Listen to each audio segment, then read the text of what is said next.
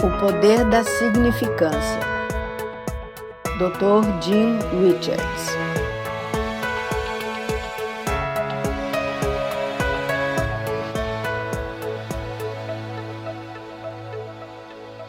Não é a intensidade da dor, mas o significado que você atribui que determina o efeito. Jesus nos advertiu que os outros nos julgariam com os mesmos padrões que usamos para julgá-los. A diferença é que eles vão devolver muito mais do que nós demos. A medida que nos chega está baseada em 2 fatores.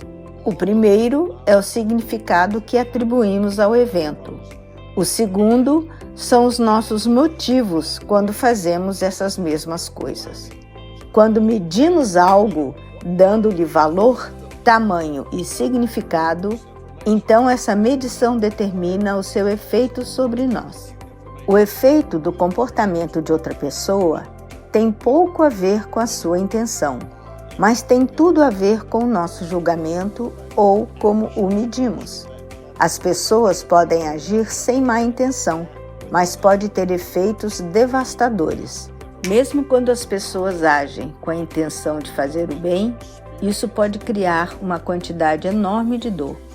Quando isso acontece, podemos pensar que eles estão fazendo isso conosco, mas, independentemente das intenções das pessoas, estamos fazendo isso a nós mesmos, pelo valor e julgamento que atribuímos às suas ações.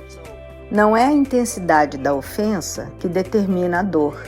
É sempre o significado que atribuímos à situação que determina a nossa dor. Quando alguém usa um tipo de rejeição sorrateira e manipuladora, isso é chamado de rejeição encoberta. Rejeição aberta é uma rejeição aberta e honesta. A rejeição encoberta nos afeta de maneira mais emocional, mesmo que não seja tão intensa quanto a rejeição aberta. A rejeição aberta pode parecer forte no começo, mas pelo menos você está ciente da intenção por trás da rejeição. Ser rejeitado por uma pessoa que odiamos tem relativamente pouco efeito em comparação a ser rejeitado por alguém que amamos. A ação é a mesma, mas damos importância porque julgamos o porquê ele ou ela fez isso. A forma como você se relaciona com as pessoas, como um todo, será a forma como as outras pessoas se relacionam com você.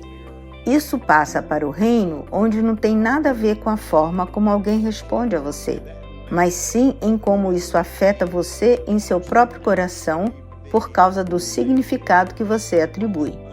Como passamos a vida julgando as pessoas e nos relacionando com elas com base em nossos julgamentos, nossas vidas são cheias de dor e disfunções. Não temos relacionamentos ou comunicação significativos porque estamos sempre julgando os motivos reais por trás dos quais as pessoas dizem ou fazem, e tudo é baseado em nosso julgamento. Tudo o que é preciso para se libertar desse ciclo destrutivo é recusar-se a julgar, recusar-se a atribuir importância às ações dos outros. Quando as ações de outra pessoa o afetarem negativamente, simplesmente pergunte se há algum problema. Não assuma e não dê importância. Quando você aprender a observar em vez de julgar, poderá parar a dor antes que ela se transforme em sofrimento. Se o julgamento pertence a Deus, então é altamente possível que, antes da queda, Adão não tivesse a capacidade ou a tendência de julgar. Sabemos que quando Adão pecou, ele ganhou a habilidade de julgar o bem e o mal por si mesmo, algo que ele não possuía anteriormente.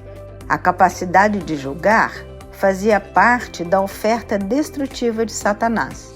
Adão finalmente confiou em seu próprio julgamento acima do de Deus. Antes da queda, Adão confiava em Deus e em sua opinião. Ele não tinha necessidade ou desejo de determinar o bem e o mal para si mesmo. Ele era um observador do mundo. Quando ele quis saber o porquê, ele olhou para seu Pai e Criador.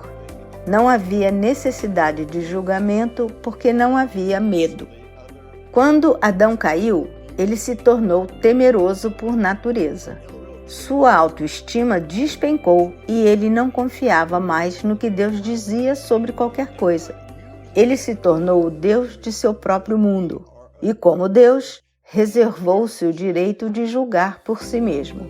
O julgamento, porém, é o principal ato do medo. Como novas criaturas em Cristo Jesus, com uma nova natureza, devemos estar libertos do medo. Nosso valor próprio deve vir de nossa nova identidade em Jesus.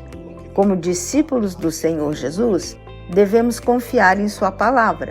Devemos estar libertos da necessidade de julgar e retornar ao lugar onde experimentamos a vida como observadores, livres da necessidade de agir como um Deus.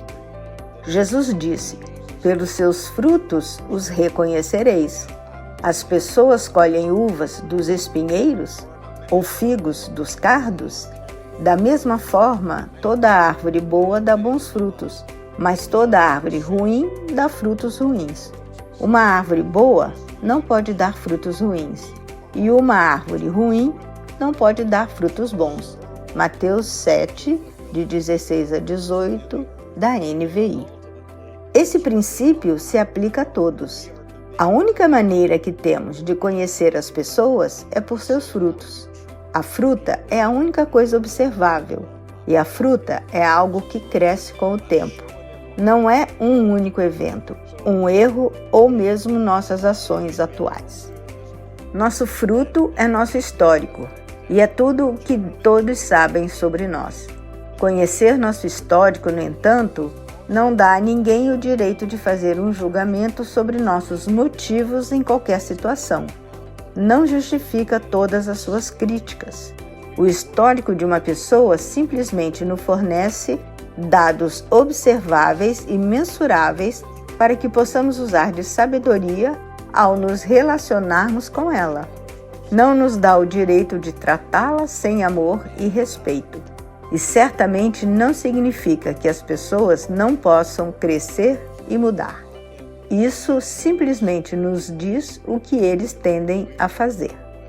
Quando agimos como Deus de nosso próprio mundo, rejeitando sua sabedoria e aplicando nosso próprio julgamento, isso nos traz de volta ao medo.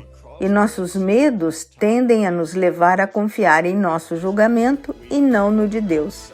Em nossa tentativa de nos proteger da dor futura, julgamos. Mas, em vez de nos libertar da dor, ela distorce nossa observação e o verdadeiro discernimento se perde. O resultado do julgamento é sempre mais dor. Comprometa-se a se tornar um observador em vez de um juiz. A palavra de Deus é cheia de sabedoria sobre como se relacionar com as pessoas, como desenvolver confiança, de quem depender e de quem não depender.